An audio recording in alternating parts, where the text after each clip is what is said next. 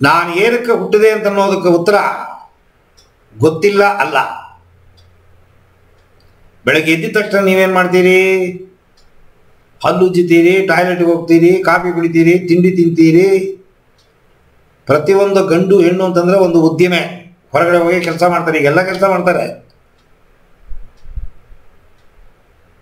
ಕೆಲವ ಸಂಸಾರದಲ್ಲಿ ಮಾತ್ರ ಹೆಂಗಸರು ಮನೆಯಲ್ಲಿ ಕೆಲಸ ಮಾಡ್ತಾರೆ. ಅದರ್ವೈಸ್ ಗಂಡ ಹೆಂಡತಿ ಇಬ್ಬರು ಕೆಲಸಕ್ಕೆ ಹೋಗ್ತಾರೆ. ಉದ್ದಿಮೆ ಕೆಲಸ ಮಾಡ್ತೀವಿ, ಸಂಜೆ ಬರ್ತೀವಿ, ಮನೆಯಲ್ಲಿ ಸ್ವಲ್ಪ ಕಾಲ ಕಳಿತೀವಿ, ಊಟ ಮಾಡ್ತೀವಿ, ಮಲ್ಕೋತೀವಿ. ಬೆಳಗ್ಗೆ ಎದ್ದು ಸಂಜೆ ಮಲಗೋದ್ರೊಳಗಡೆ ಏನಕ್ಕೋಸ್ಕರ ದುಡಿತೀವಿ? ಸಂಪಾದನೆ, ದುಡಿಮೆ. ದುಡಿಮೆ ಏನಕ್ಕೆ? ನನ್ನ ಆಸೆಗಳನ್ನು ತೀರಿಸ್ಕೊಳಕ್ಕೆ, ನನ್ನ ಹೆಂಡತಿ ಆಸೆಗಳನ್ನು ತೀರ್ಸೋಕ್ಕೆ, ನನ್ನ ಜೊತೆ ಇರೋರು ಬಂಧುಗಳು ಅವರ ಆಸೆಗಳನ್ನು ತೀರಿಸೋದಕ್ಕೆ ಸಂಪಾದನೆ. ದುಡ್ಡೇ ದೊಡ್ಡಪ್ಪ. ಇದು ಒಂದು ಕಾರಣ. ದುಡ್ಡು ಬಂದ ಮೇಲೆ ಆಸೆ ಉಕ್ಕತ್ತೆ. ನಿಮಗೆ, ನಿಮ್ಮ ಹೆಂಡತಿಗೆ, ನಿಮ್ಮ ಮಕ್ಕಳಿಗೆ, ತಂದೆ ತಾಯಿಗೆ, ನಿಮ್ಮ ಸುತ್ತಮುತ್ತ ಇರೋರಿಗೆ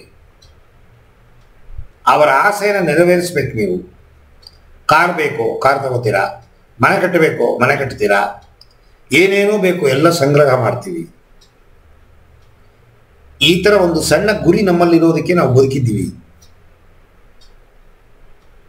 ಮದುವೆ ಮಾಡ್ಕೊಂಡಿದ್ದೀನಿ, ಹೆಂಡತಿ ಜೊತೆಗೆ ನಾನು ಸಂತೋಷವಾಗಿರಬೇಕು, ಹೆಂಡತಿಯನ್ನು ಸಂತೋಷವಾಗಿ ನೋಡ್ಕೋಬೇಕು, ನನ್ನ ಮಕ್ಕಳನ್ನು ನಾನು ಚೆನ್ನಾಗಿ ಸಾಕಬೇಕು, ಅವರಿಗೆ ವಿದ್ಯೆ ಕೊಡಬೇಕು.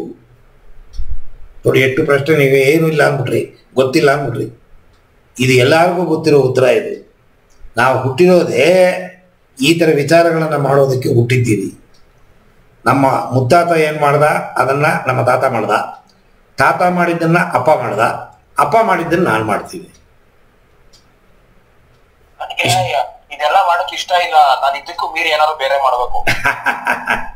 ನಿಮಗೆ ಅಲ್ಪ ಸ್ವಲ್ಪ ಎಳ್ಳಟ್ಟು ಎಲ್ಲೋ ಏನೋ ನಿಮ್ಮನ್ನ ದೂಡಿ ಬಿಡ್ತಾ ಇದೆ, ಅದಕ್ಕೆ ನನ್ನ ಮುಂದೆ ಬಂದು ಕೂತಿದ್ದೀರಾ. ಇಲ್ಲ ಅಂದ್ರೆ ನೀವು ನನ್ನ ಮುಂದೆ ಬಂದು ಕೂರಂಗಿಲ್ಲ. ಯಾವ ಜನ್ಮದಲ್ಲಿ ಅದು ಏನು ಮಾಡಿದ್ರು ಅದು ನಿಮ್ಮನ್ನ ಚುಚ್ಚುತ್ತಾ ಇದೆ. ನಿಮ್ಮ ತಲೆ ಒಳಗಡೆ ಏನು ರೆಕಾರ್ಡ್ ಆಗಿದೆ ಜನ್ಮದಲ್ಲಿ ಅರ್ಧಂಬರ್ಧ ಮಾಡಿಬಿಟ್ಟಿದ್ದೀರಾ. ಅದಕ್ಕೆ ಸ್ಫೂರ್ತಿ ಕೊಡುವಂತ ಇವತ್ತು ನೀವು ನನ್ನ ಮುಂದೆ ಬಂದು ಕೂತಿದ್ದೀರಾ. ನೀವ್ ಹೇಳಿದ್ರಲ್ಲ ಗುರುಜಿ, ಇದೆಲ್ಲ ಮಲ್ಕೊಳ್ಳೋದು, ಎದೇಳೋದು, ಅಪ್ಪ ಅಮ್ಮ ನನ್ಗತ್ತೆ ಎಲ್ಲ ಯಾವ್ದು ಬೇಡ, ನನ್ಗೆ ಏನೋ ಬೇರೆ ಮಾಡ್ಬೇಕು ಅಂತ ಇಷ್ಟ. ಆಸೆ ಬಂದಿದ್ದಕ್ಕೆ ನೀವು ಬಂದು ಕೂತಿದ್ದೀರಾ. ಇದು ಎಲ್ರಿಗೂ ಬರಲ್ಲ. ಇದು ನಾನು ಬೇರೆಯವ್ರಿಗಿನ್ನ ಬೇರೆಯಾಗಿರಬೇಕು, ನನ್ನಲ್ಲಿ ಸುಮಾರು ಬದಲಾವಣೆಯನ್ನು ಕಂಡುಕೋಬೇಕು, ಭಗವಂತನ ಕಡೆ ಹೆಚ್ಚೆಚ್ಚು ಹೋಗಬೇಕು ಅಂತನ್ನೋ ಆಸೆ ಯಾರಿಗೂ ಬರಲ್ಲ. ಸುಮ್ಮನೆ ದೇವರ ಮುಂದೆ ನಿಂತು ಕೈ ಮುಗಿತಾರೆ. ನೋಡಿ, ಈಗ ಅಯೋಧ್ಯೆಯಲ್ಲಿ ರಾಮ ಮಂದಿರ ಓಪನ್ ಆಯಿತು. 8 ಜನಕ್ಕೆ ಆತ್ಮಾರ್ಥವಾಗಿ ಭಕ್ತಿಯಾಗಿ ಭಗವಂತನ ಮೇಲೆ ಪ್ರೇಮೆ ಇದ್ದು ಅಲ್ಲಿ ಹೋಗ್ತಾರೆ ಅಯೋಧ್ಯೆಗೆ? ಇಲ್ಲ. ಸತ್ಯ, ಆತ್ಮಾರ್ಥವಾಗಿ ಭಗವಂತನ ಪ್ರೀತಿ ಮಾಡಬೇಕು, ಯಾರು ಮಾಡಲ್ಲ. ಅದು ಮಾಡಬೇಕು ಅಂತ ಆಸೆ ಬರೋದೇ ಪುಣ್ಯ ಮಾಡಿದ್ರೆ ಮಾತ್ರ. ನೀವು ಮುಸಲ್ಮಾನರೋ, ಕ್ರೈಸ್ತರೋ, ಹಿಂದುವೋ ಅದರ ಬಗ್ಗೆ ಲೆಕ್ಕ ಇಲ್ಲ. ಪ್ರತಿಯೊಂದು ಧರ್ಮಕ್ಕೂ ದೇವರಿದ್ದಾನೆ. ದೇವರ ಮೇಲೆ ಯಾರಿಗೆ ಮನಸ್ಸು ಬರುತ್ತೆ ಅವರು ಜನ್ಮಾಂತರದಲ್ಲಿ ಪುಣ್ಯ ಮಾಡಿದ್ದಾರೆ. ಈಗ ನನ್ನ ಮಗ 26 ವಯಸ್ಸಿಗೆ ಮನೆ ಬಿಟ್ಬಿಟ್ಟೋದ, ಸನ್ಯಾಸಿ. ಯಾಕಪ್ಪ 26 ವಯಸ್ಸಿಗೆ ಹೋಗ್ಬೇಕು? ಅನುಭವಿಸೋ ವಯಸ್ಸು, ಯಾಕೆ ಹೋಗ್ಬೇಕು? ಅರಿವು ಬಂದ್ಬಿಡ್ತು ಅವನಿಗೆ. ನೀವು ಹೇಳಿದ್ರಲ್ಲ ನಾನು ಬೇರೆಯವ್ರ ಥರ ಇರಬೇಕು ಅಂತ, ಆ ಥರ ಅರಿವು ಬಿಟ್ಟುಬಿಟ್ಟೋದ, ಹುಡುಕದ, ಭಗವಂತನ ಹುಡ್ಕೊಂಡು ಹೊಟ್ಟೋದ ಅವನು. ಸೊ ಇದು ಎಲ್ರಿಗೂ ಬರಲ್ಲ. ಇದು ಬೆಂಕಿ ಬೇಕು ಅಂದರೆ ಒಂದು ಕಿಡಿ ಸಿಕ್ಕಿದ್ರೆ ಅದನ್ನು ದೊಡ್ಡ ಜ್ವಾಲ ಮಾಡಬೇಕು, ಅದು ಬುದ್ಧಿವಂತಿಕೆ.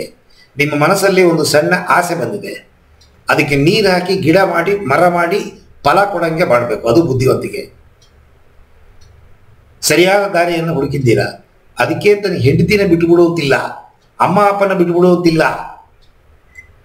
ಮದುವೆ ಮಾಡಿಕೊಂಡ ಮೇಲೆ ಹೆಂಡತಿ ಕತ್ತಿಗೆ ತಾಲಿ ಕಟ್ಟಿ ಒಂದು ಮಗುವನ್ನು ಹೆಡೆದ ಮೇಲೆ, ತಂದೆ ತಾಯಿಗೆ ಮಗನಾಗಿದ್ದ ಮೇಲೆ ಸಂಸಾರನ ಬಿಟ್ಟು ಬಾ ಅಂತ ಎಲ್ಲೂ ಹೇಳಿಲ್ಲ.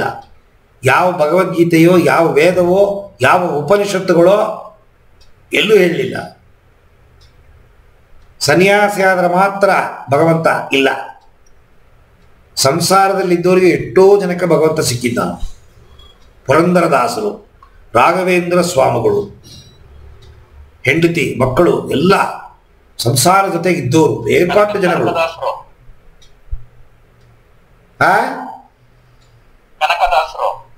ಬೇಕಾಟ ಜನಗಳಿದ್ದಾರೆ. ಹೇಳ್ತಾ ಹೋದ್ರೆ ಹೇಳ್ತಾ ಹೋಗ್ಬೋದು. ರಾಮಕೃಷ್ಣ ಪರಮಹಂಸ ಎಲ್ಲ ಮದುವೆ ಆದವರೇ. ಗೌತಮ ಬುದ್ಧ